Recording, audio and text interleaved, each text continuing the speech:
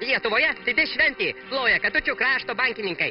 Vieno lietuviško rublio išradėję Žemaitė švenčia savo, sprendžiant iš suakmenėjimo, tai 1000 metų.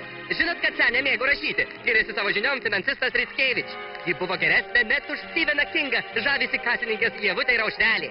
Nieko nerašiau iš galvos, o iš gyvenimo. Kokia tai painiava, reiks paklausti pas LNK žinių tarnybą.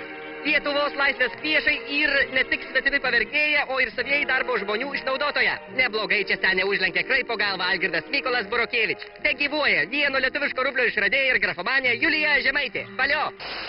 Džiugauja Rusijos ambasada Vilniuje. Juozas Jermalovič pagaliau išėjo iš kaliūzės.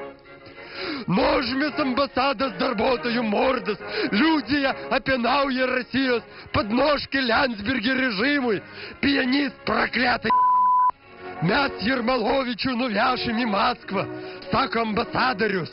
Atkačialinsim, sukryžminsim su Žirinovskiu, į mums gims 9 galybės bolševikinių rusų šovinistų, kurios mes atsiųsim į Lietuvą Landsbergiui barzdą nurauti. Ogogogogo, džiaugiasi nuo tokių kalbų draugiškas šalies atstovai.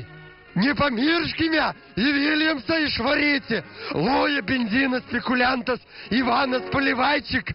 Iki pat ryto netyla rusų šovinistinis gav Rusijos ambasadai. Ploja Katučių ГРУ rezidentai и vietiniai padlaidas.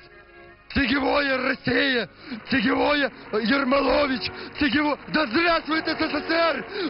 А что, держава развалилась? Прибалтику отдали лабусам всяким. Успокойся, этого нету в тексте, петух. Вырубай аппарат из журналов